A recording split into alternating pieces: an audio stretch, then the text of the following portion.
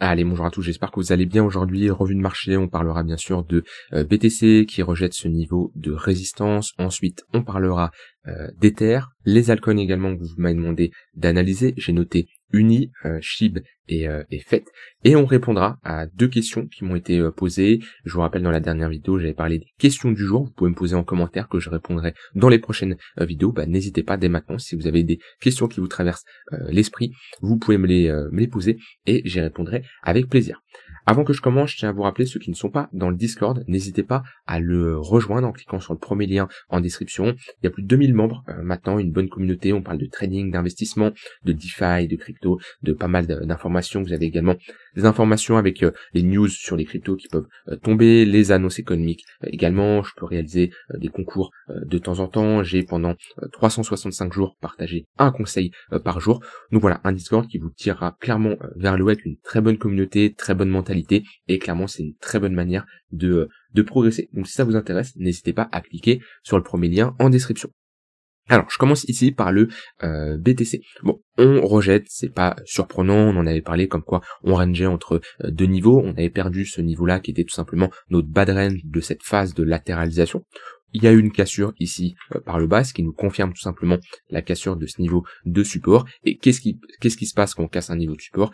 On le transforme en résistance. Donc chose qui a été réalisée. Ici on a rejeté avec un rejet bien fondeur. Et la chose la plus probable en général qu'on rejette comme ça sur un niveau de résistance, c'est d'aller retourner chercher le prochain niveau de support. Donc on voit qu'on reste dans cette trend qui est baissière sur le BTC sur du moyen terme, avec des creux et des sommets de plus en plus bas. Pour le moment, on a toujours des moyennes mobiles orientées à la baisse. On avait légèrement regagné le 1h et le 15 minutes, mais en tout cas, le moyen long terme, là, 4 heures daily, c'est orienté à la baisse. On a toujours un 1h qui est sous le 4 heures. Donc pour le moment, on n'a pas de structure de retournement. Je vous rappelle, sur du long terme, tant qu'on tient les 98 000 $, la dynamique, la structure reste haussière, parce qu'on fait toujours des creux de plus en plus haut, d'accord? Par contre, si on perd ce niveau-là, ça serait une toute première, depuis le bottom qu'on a posé en 2023, qu'on inverserait cette structure. Donc si on doit vraiment poser un bottom et rejeter, c'est ici, sinon on aurait notre structure long terme qui serait impactée. Maintenant, ici, on peut toujours poser un bottom. Par contre, il faut vraiment que les acheteurs se manifestent et tiennent ces creux-là. On voit que à chaque fois qu'on est revenu chercher les 99 000 $, donc globalement sous le chiffre psychologique des 100 000 $, qui est un niveau clé, on le voit à chaque fois qu'on est passé en dessous, qu'on l'a vraiment accepté, on a eu du mal. Au début, on a eu un rejet, ici on a eu une mèche, on n'a vraiment pas eu de bonne acceptation. On l'a légèrement accepté ici, mais dès qu'on l'a réintégré, moi j'étais sorti parce que c'était clairement baissier et on aurait de grandes chances d'aller chercher plus bas, chose qui s'est produite. Et ensuite, quand vraiment on a break ce niveau-là, on voit que c'est très souvent un niveau qu'on a retesté. On le reteste encore. Tant qu'il tient, c'est un niveau de support et vaut mieux chercher des longues sur ce niveau-là. Par contre, les acheteurs doivent se manifester, poser ici un bottom, espérer que ça tienne pour ceux qui ne défendent pas ce niveau-là, mais qui patientent d'avoir une structure, parce que ce qu'on voudrait également, c'est la validation de cette structure en W. On validerait plusieurs choses. Déjà, un retournement de tendance, avec cette fois-ci des creux et des sommets de plus en plus haut, chose qu'on n'a pas pour le moment. La réintégration de ce gros niveau clé des 106 000 $ qui fait office de résistance, et surtout repasser au-dessus des moyennes mobiles. Donc pour moi, c'est le gros signal à attendre sur le BTC. Je reste prudent, on le voit bien. On pouvait bien sûr être haussier mais rejeté rapidement, c'est normal. On est dans cette phase de latéralisation, comme j'ai dit, bloqué entre deux bornes. Soit vous faites ici du moyen terme et vous cherchez tout simplement à vous positionner sur les extrémités. On a comme une bonne amplitude de 6-7%, ce qui est intéressant quand même pour faire du swing trading ou même de l'intraday. Soit alors vous patientez qu'on aille chercher des niveaux plus bas. Moi je vous l'ai dit, là au vu de la cyclicité, de tout ce qui se passe, ça me surprendrait pas que le BTC corrige. Dans tous les cas, je suis prêt, j'ai le cash nécessaire de mon côté. Beaucoup ont crié à l'altcoin season quand ça repump là sur certaines altcoins, quand on a eu du NIR, du ICP qui sont un peu partis to the moon. Oui, il y avait des trades à prendre, mais commence à se positionner sur du long terme en se disant ça y est, l'altcoin season arrive et c'est to the moon. Je pense que c'est un peu prématuré. Donc voilà, attention à qui vous suivez quand même sur internet. Il y a pas de mal de se tromper, c'est-à-dire que il y a pas de mal de suivre quelqu'un sur internet qui se trompe, qui l'assume pleinement. C'est pas pour ça que cette personne est mauvaise, parce que ça arrive à tout le monde de se tromper, moi le premier. Par contre, moi ce que j'aime pas, c'est les gens qui sont dans les extrêmes. C'est-à-dire que on a un léger pump sur les altcoins, ça y est, to the moon, altcoin season, et on a un petit dump, ça y est, bear market, on va à 10 000 $. Non, le but c'est pas d'être dans des extrêmes. On peut avoir des thèses, des hypothèses, il y a pas de souci. On peut se tromper, il y a pas de souci, mais il faut être réaliste dans son approche. Et quand j'ai vu certains tweets, quand j'ai vu ici il est où NIR, un NIR pump légèrement, alors qu'on dézoome en weekly c'est insignifiant, même un ICP où ok le pump peut être un peu plus important, mais c'est pas non plus le pump du siècle sur du long terme. Il y en a qui sont vraiment excités rapidement. Voilà. Calmos, ok, au vu du contexte de marché, moi je reste prudent, et surtout avoir des altcoin season quand on a une structure comme ça sur un BTC qui est pas très jolie. J'ai pas connu. Alors j'ai connu des altcoin season quand le BTC latéralisait, comme on a connu à ce niveau-là, ok, avec des altcoins qui ont bien performé pendant cette phase-là, mais des altcoins qui performent quand BTC est dans une tendance baissière et corrige, avec ici une structure qui est vraiment pas terrible. Non, j'ai très peu probable. Donc pour avoir vraiment cette altcoin season que tout le monde parle maintenant depuis un moment, moi honnêtement, alors je vais peut-être y revenir après, on va terminer l'analyse sur le BTC, je reparlerai un peu de l'altcoin season, mais voilà, il va falloir changer de mentalité là-dessus. Même moi il y a un an ou deux, je pouvais parler d'altcoin season parce que c'était possible. Ici, au vu de comment le contexte de marché sur les cryptos a changé, je pense que ça sera différent, mais je vais y revenir juste après. Bon, sur le BTC, dans tous les cas, on a vu les deux niveaux ici, ils sont à surveiller. Si je regarde sur du court terme, bon, on avait ce tunnel 15 minutes et 1 heure avec ce point pivot weekly qui faisait bien office de support. La dernière fois que j'avais fait une vidéo, c'était lundi, c'était à ce niveau-là. On a parfaitement posé un bottom, et c'est ce que je vous ai dit à ce moment-là. Il y a de quoi prendre un trade sur de l'intraday, parce que du 2%, vous voyez, sur de l'intraday, vous faites une bonne journée, hein. Il y a assez de volatilité ici pour chercher des longues. On est venu taper le point pivot daily, on a rejeté, on s'est rappuyé ici sur cette confluence point pivot weekly, tunnel 15 minutes, tunnel 1 heure. Ça n'a pas tenu, puis là on a switch de tendance, creusé sommet de plus en plus bas, on est revenu retester ce point pivot weekly, on a rejeté, et pour le moment on enfonce avec l'ouverture du marché US à 15,30 qui est clairement baissier. Alors on a vraiment des vendeurs qui sont présents. Donc pas de signe de bottom pour le moment, on a un point pivot daily 101 134, à voir si on a une réaction acheteuse dessus. Sinon si on va plus bas, je vous avais dit on a une très bonne zone de confluence. Moi ça m'intéresse de prendre un long ici. Si j'ai une réaction acheteuse, c'est globalement au contact du point pivot weekly et du point pivot monthly vers les 98 700 $. Voilà là-dessus pour le BTC. Alors avant de parler d'Ether, je reviens sur ce côté de tout le monde parle d'altcoin season. Je pense que honnêtement, il y a eu des phases où on a eu très bonne altcoin season, ça c'est un fait, hein. Même lors du dernier cycle, la fin début 2021, vous voyez, mars, avril, mai, là on a eu une très bonne décorrélation entre les altcoins et le BTC, c'était assez surprenant. Même cette phase-là, juin, juillet, on a eu quand même des altcoins qui ont pu légèrement se réveiller, mais la plus belle altcoin season, elle était à ce niveau-là, avec des altcoins qui poussaient à pump de partout. Je pense que on revivra pas une altcoin season aussi forte. Des altcoins qui performent, qui sortent du lot, oui, ça sera possible, mais ça sera uniquement par catégorie. Quand je dis par catégorie, ça veut dire des secteurs. Voilà, un narratif qui va pump, par exemple sur l'intelligence artificielle, sur les mêmes coins, mais bon, on l'avait déjà vu sur ces derniers cycles, que c'était pas toutes les altcoins qui pumpaient comme ça, il y avait des narratifs qui se mettaient en place. Et je pense que ça va être des narratifs, ça veut dire que voilà, une dizaine de cryptos, quinzaine de cryptos qui vont prendre le lead pendant un moment, ou alors une ou deux cryptos vraiment fortes qui vont sortir, par exemple hyper liquide qui va surperformer tout le monde, mais je pense pas qu'il y aura une phase comme 2021 où tu ouvrais ton TradingView et là tu voyais du plus 30, plus 50%, plus 60, plus 20, plus 15, plus 30 sur toutes les cryptos. Je pense que c'est une phase ici qui est révolue, donc attention à tous ceux qui vous vendent un peu de l'opium comme on dit sur internet, où dès qu'il y a un pump, oui l'altcoin season arrive, oui le x50, le x100 avec des miniatures de ouf là qui vous montrent comme quoi vous allez pouvoir faire x10 sur votre capital. Voilà, attention là-dessus, ça peut vous vendre du rêve et vous induire en erreur. Alors au niveau d'Ether, on a ici Ether qui corrige également, qui suit un peu BTC au final, hein. Quand BTC dump, Ether dump, ça ne change pas en fait. Je parle très rarement je passe rapidement sur Ether. Pourquoi? Parce qu'on est dans une zone qui ne m'intéresse pas. Je vous l'ai dit, soit on vient chercher la zone des 3000, et là c'est une zone qui m'intéresse. Là je suis vraiment sur du moyen long terme. Sur du court terme, après oui ça peut m'intéresser, je vais y revenir juste après. $3000 c'est une bonne zone si on y va, ou ensuite sinon les $3900 si on réintègre ce niveau-là, ça peut être un bon niveau. Je vous rappelle, Ether, bah voilà, il a une déviation, donc on a de la marge au cas où on retourne chercher plus bas. Donc il faut avoir du cash qui doit être prêt à disposition et accepter que à partir de là où est Ether, on peut encore dévisser de allez 12%, voire 35-40%, c'est encore une possibilité. En tout cas, moi j'ai du cash qui est préparé à ça, de ne pas être surpris au cas où on retourne chercher bas, de dire ah je l'avais pas vu, je l'avais pas prévu, etc. Alors que moi je vous ai dit, hein, dès que Ether perd ce niveau-là, on aura pour moi un dump brutal qu'on a déjà eu d'ailleurs le même moment qu'on a réintégré et possiblement revenir chercher les $3000.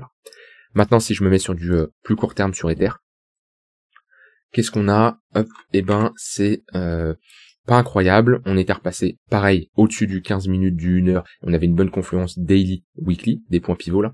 On a ici une tendance qui est haussière. On est retourné ici dans une tendance qui est baissière. Maintenant, on a cette tendance haussière qu'on a perdue à partir du moment où on est passé sous le point pivot weekly. On peut avoir ce point pivot weekly comme base de référence. Tout ce qui est au-dessus, c'est bullish, on cherche des longues. Tout ce qui est en dessous, c'est bearish et on cherche des shorts. Hein, des fois, le point pivot central, il peut nous permettre de l'utilisation des points pivots en général. Je les utilise de deux manières, soit pour déterminer des niveaux de support et de résistance, localiser mes entrées et quadriller un peu ma chart et avoir du coup des entrées précises, soit comme référence, est-ce que je vais plutôt avoir un biais haussier ou un biais baissier. Je m'explique, je prends mon point pivot central, tout ce qui, si le marché évolue au-dessus, je suis bullish, je cherche des longues. Si le marché évolue en dessous, je suis bearish, je cherche des shorts. On peut faire pareil sur un point pivot monthly ou également sur un point pivot daily, bien sûr, à ajuster en fonction de la temporalité dans laquelle vous allez trade. Mais là, c'est pareil, Ether sur du court terme, c'est moche. On refait des creux et des sommets ici de plus en plus bas, des moyennes mobiles orientées à la baisse, le 15 minutes qui passe sous le 1 heure, le 3 minutes qui passe sous le 15 minutes. On voit pareil, la session US qui a un peu découpé Ether. On est rapidement passé là de presque 3006 à 3400.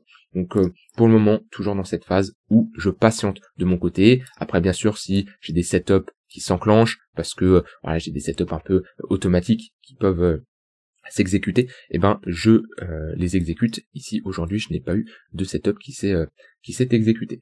Voilà de ce côté-là sur BTC et Ether. Alors au niveau maintenant des altcoins que je vais demander d'analyser. Je reprends ma liste parce que j'ai oublié ce que je vous ai dit en début de vidéo. Ok, j'ai Uni. Vous pouvez d'ailleurs dès maintenant mettre en commentaire les altcoins que vous voulez que j'analyse. J'ai comme quelques altcoins en avance, mais d'ici 2-3 vidéos, j'en aurai plus. Donc voilà, ceux qui veulent, n'hésitez pas. Alors sur Uni, moi c'est une altcoin, j'ai eu toujours du mal parce que j'ai toujours préféré trader AAVE, qui a une charte beaucoup plus intéressante, un fondin et un projet beaucoup plus solide selon moi, même si Uni ça reste un bon projet. Maintenant d'un point de vue technique, la seule zone qui m'intéresse, c'est tout ce qui revient chercher l'extrémité basse, entre les 4 et les $5. À chaque fois qu'on revient chercher cette zone-là, c'est une bonne zone pour chercher des longues. Et là, on est un peu trop. On est proche de la borne haute. Donc soit on repasse, on peut mettre un volume profile, c'est comme ça. On a un gros range ici, on a un volume profile, voilà. Et on a parfaitement la value area low, ok. Notre value area, ici, de notre volume profile, qui représente 70% des volumes échangés. Et ensuite, ici, notre value area high. Tout ce qui revient chercher la value area low, ici, donc globalement les $4, c'est une bonne zone pour chercher des longues. Ok, bonne zone. Tout ce qui est à l'intérieur de la value area, c'est pas une bonne zone, parce que c'est là où monsieur, madame, tout le monde rentre, c'est le fair price, d'accord, c'est le prix juste, et en général, on n'a pas un risk reward quand on rentre sur ces niveaux-là. La value area high, c'est une bonne zone pour TP si vous êtes positionné sur l'extrémité basse, ou alors qu'on a de l'acceptation au-dessus, de se dire, ok, potentiellement, on est en train de s'installer et break ce range par le haut. Donc voilà, ça vous permet d'avoir des extrémités. Maintenant, Uni, faut pas s'attendre non plus à un x10 pareil. Déjà, c'est une bonne altcoin, qui est bien capitalisée. Et surtout, on est toujours dans une phase de latéralisation, donc tant qu'on ne rentre pas en tendance, on a plus de chances de faire du ping-pong entre deux niveaux. C'est une crypto qui a bien pump, ici sur le rebond, on le voit bien.